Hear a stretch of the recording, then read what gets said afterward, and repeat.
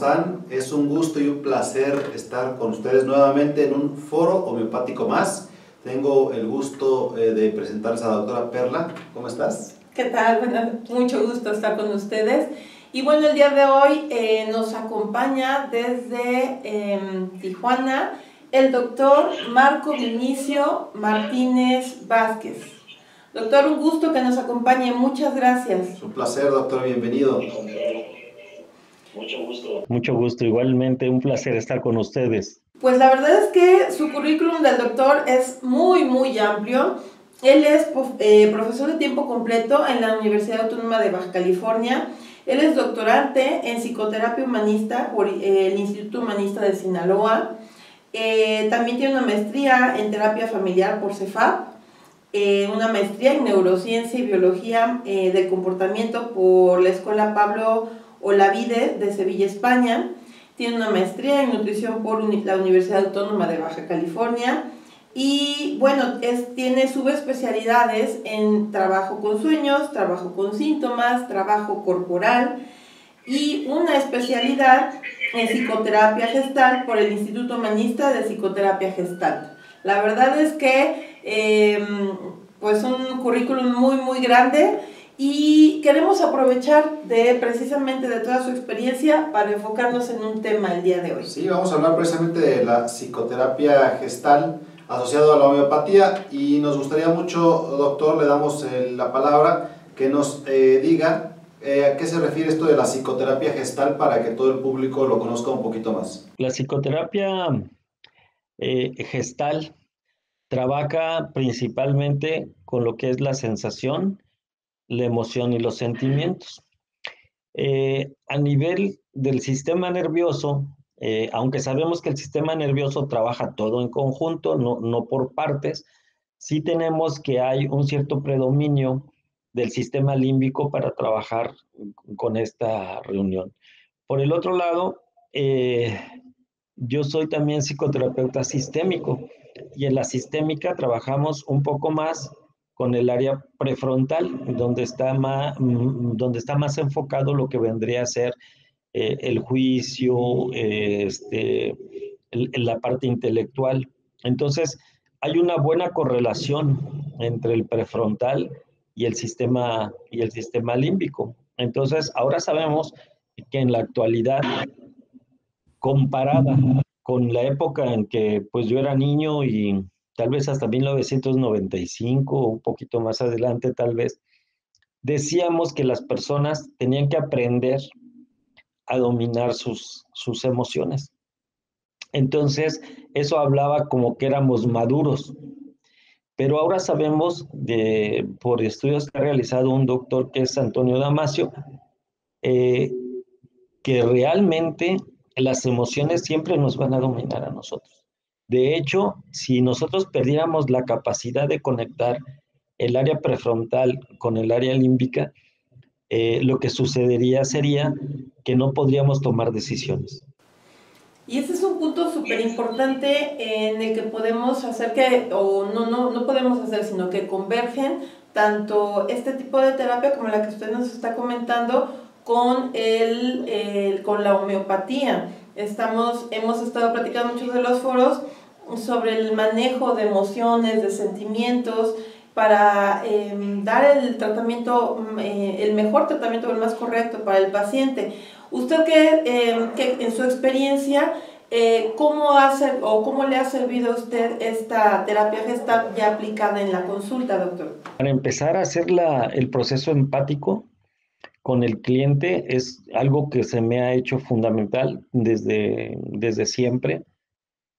Aunque inicialmente fui formado dentro del área de la medicina alopática, ¿no? Que por cierto, alópata era un término despectivo usado por parte de Hahnemann, ¿no? Pero todavía ahora en la actualidad se toma así como, yo soy médico alópata, ¿no? Pero esa no era la intención de Hahnemann, ¿no? Y por el otro lado, después yo estudié homeopatía en la Homeopatía de México. Por fortuna conocí al doctor Proceso Sánchez Ortega, ¿no? y a otros más doctores, ¿no? Son tantos que no quiero emitir a ninguno, ¿no? Pero, pero que sellan esta parte del proceso empático, de cómo relacionarnos con el cliente, cómo poder apoyarlo. Y creo que la psicoterapia gestal, que es una psicoterapia humanista, es fundamental. Se me figura que deberíamos de meterla dentro de los programas homeopáticos para poder tener un proceso empático mejor, porque incluso el médico homeópata, eh, si estuviera dentro del proceso de la psicoterapia gestal, podríamos sanar muchos aspectos de nosotros. Yo creo que grandes partes de nuestros problemas vienen por habernos quedado emocionalmente en una etapa muy temprana de edad comparada con el crecimiento cultural que hemos presentado. Entonces sí creo que es fundamental. Y nosotros ya como médicos que lográramos crecer a la par de nuestra cultura dentro de ese marco emocional, sería algo muy importante, no solamente para el cliente, para el paciente, sino también para el médico. Fíjate, doctor Marco, que en homeopatía pues buscamos el conflicto emocional para darle el mejor medicamento homeopático a nuestro pacientito y aliviarlo desde el trasfondo, desde raíz, como me gusta decirle a mis pacientitos. Y sí estamos asociando algo en el IES Puebla con el doctor Germán González y González, que nos está enseñando, y el doctor Galicia, de la nueva o la ciencia curativa germánica, que asocia también los conflictos biológicos plenos de sentido a las enfermedades que se pudieran manifestar. Cuando no puedes resolver un conflicto es cuando te enfermas. Entonces, algo parecido es lo que hacen, supongo, con la psicoterapia gestal, tal vez. Pedimos que a diferencia de otras terapias, en la gestal lo que buscamos es que le llamamos cliente no por algo mercantil, sino que le llamamos cliente porque Carl Rogers, que era un terapeuta aquí en San Diego muy, muy conocido dentro del ámbito humanista, mencionaba que el encuentro entre el terapeuta y su cliente era el encuentro de dos expertos, uno que era experto en su vida y otro que era experto en terapia. O sea, para Carl Rogers estábamos a la par, el cliente y el terapeuta, ¿verdad? Y en ese sentido es él mencionaba, es un cliente, no es un enfermo. De hecho, hasta lo desconectaba del eslogan. Por ejemplo, dentro del ámbito de la sistémica, nosotros no trabajamos con el diagnóstico, que es otra de las cuestiones que tiende a desmitificar al sujeto, ya que uno de los terapeutas muy importantes dentro del ámbito de la sistémica fue Haley, y mencionaba, de acuerdo a cómo tú trates al cliente, lo conviertes en eso como tú lo tratas.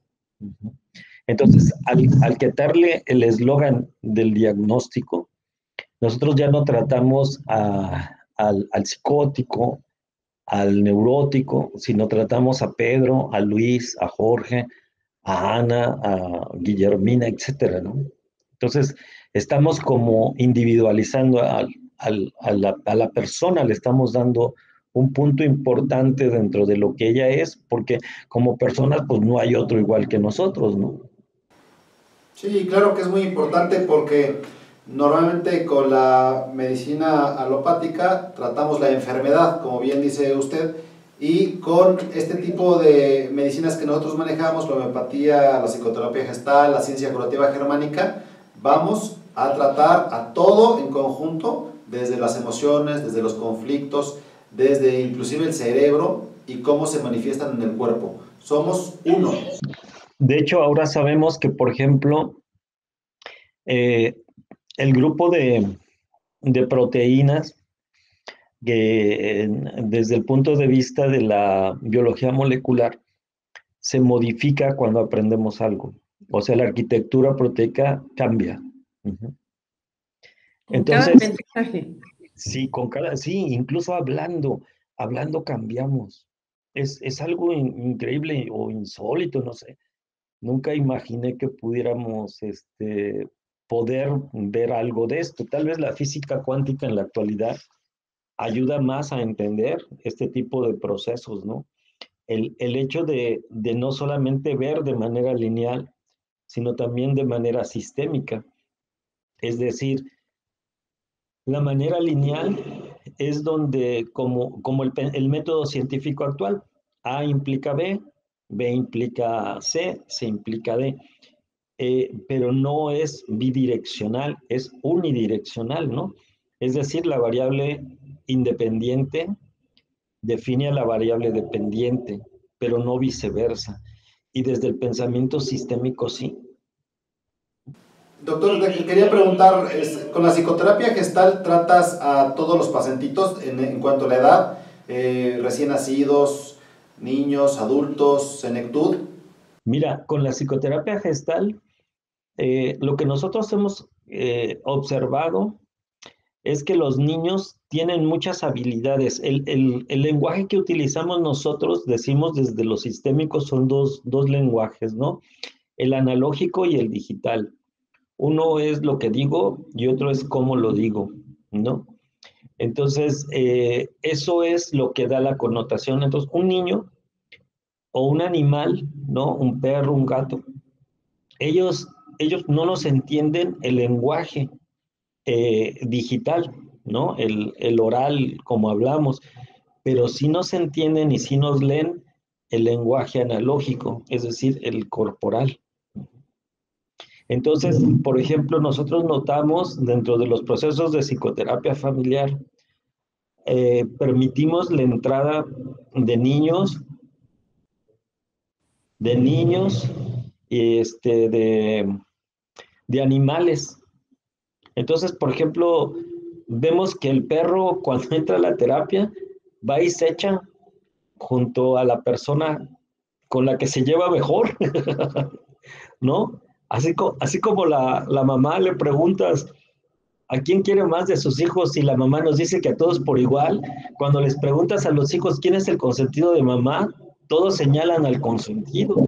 Y el consentido generalmente dice, mi mamá nos trata por igual a todos, ¿no? O sea, y el perro pasa igual. De hecho, yo tengo una anécdota por ahí de un paciente que estaba viendo y me dice el señor, dice, no, aquí en mi familia, el señor estaba de un lado y toda la familia de este, y el perro junto al señor, dice, aquí en esta familia, el único que me quiere, y si me voy y me sigue es el perro. Dice, véanlo, aquí está junto a mí. Entonces, de hecho, los niños les pasa exactamente lo mismo. No entienden el lenguaje, pero sí leen el lenguaje analógico.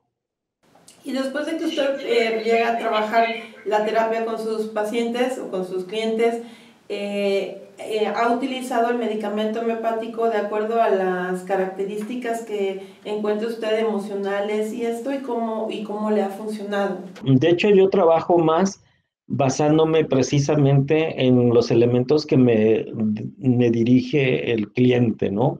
Siguiendo la historia clínica homeopática. Pero sí nos facilita muchísimo la mejoría porque digamos que potencia el efecto del medicamento. O sea, le das el medicamento y es increíble el medicamento. Pero yo he notado, por ejemplo, personas que entran al proceso terapéutico de una manera y salen de otra manera. O sea, es como si se hubiera obrado una estructura diferente y son palabras y hay detalles en los que yo me fijo. O sea, yo creo que para que la terapia psicológica valga la pena, necesitas hacer una pregunta que el cliente nunca se haya hecho.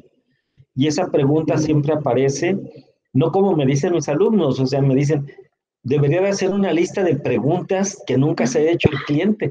Pues eso no existe, pero hay otra manera más fácil de encontrar la pregunta. Y la manera más sencilla que yo he encontrado es de tratar de entender al otro. Cuando yo lo trato de entender, va a aparecer esa pregunta que nunca se ha hecho. Y normalmente el cliente le haces la pregunta y le pasa lo de Condorito. se va para atrás. O francamente te dice, es que eso nunca me lo había preguntado. Uh-huh. Pero es interesante nuestro lenguaje corporal, muy interesante. Yo me baso mucho en ello.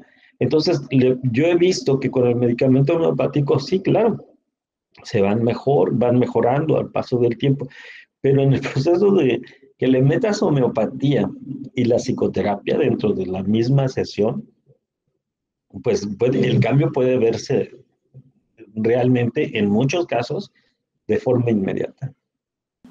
Dijiste la pregunta clave que hay que hacerle a nuestros clientes o nuestros pacientes. Esto es fundamental. Por ejemplo, danos un ejemplo, una pregunta clave. Por ejemplo, yo cuando trato de entender a mi paciente, aparece esa pregunta clave. Y esa pregunta clave, por ejemplo, hoy vi pacientes. Entonces, tengo una pacientita que vi hoy y me decía que la ansiedad había vuelto a su vida.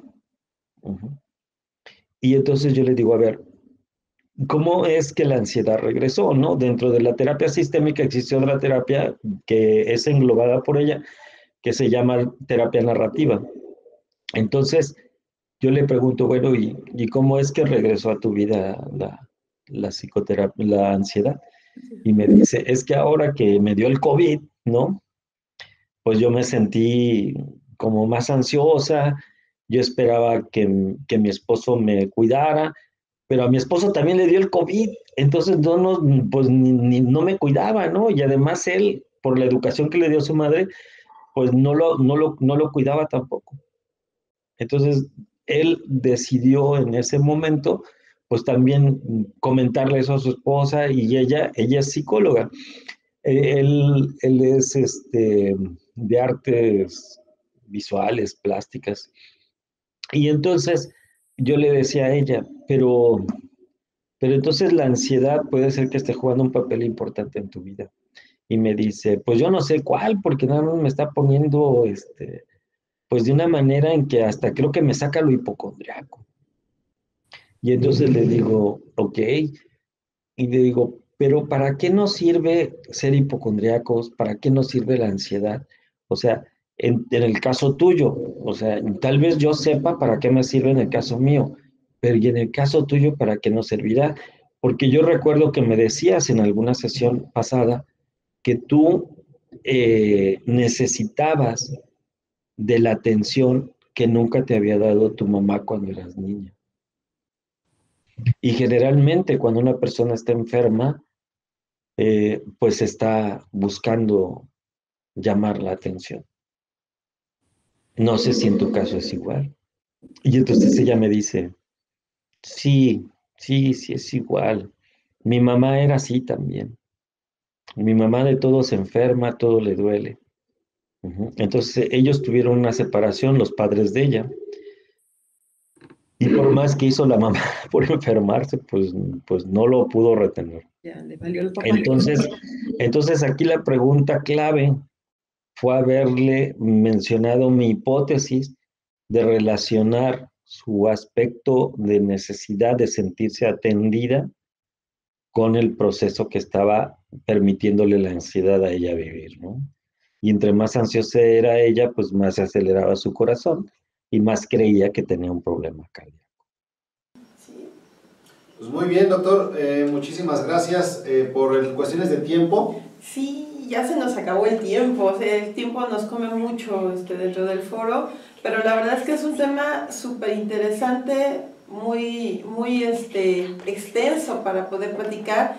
Quisiéramos invitarlo después para que nos acompañe en otra sesión. Hay mucho que poder platicar y que poder aprender para seguir trabajando y ayudando a los pacientes, ¿no?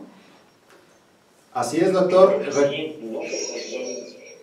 Sí, en casa también les decimos que si tienen dudas, preguntas, comentarios, nos las hagan saber. Suscríbanse, denle like al canal y vamos a comprometer al doctor para que esté en otra plática tan interesante, ojalá y de manera presencial. Es que estamos bien lejos.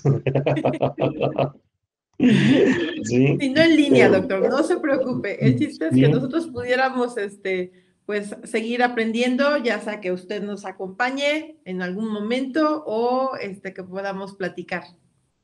sí, para mí sería un honor su invitación. Muchas gracias por la atención que me brindan y pues que me permitan dejarles platicar. Hay muchas cosas que ahorita estamos realizando. Ujú. Sí, sí, Dentro de sí. la universidad somos un grupo realmente somos 4, pero ahorita estamos más 2 y y estamos trabajando dentro de cómo hacer el proceso de investigación con relación a las emociones, los sentimientos y las sensaciones. Ujú. Y creo que mientras que más crezca ese tema, mejor seguiremos apoyando a la gente. Pues muchas gracias, doctor. Marco, muy amable. Un gusto, gracias a Doctora todos por Pela, muchas acompañarnos. gracias. Gracias, doctor. Hasta la próxima.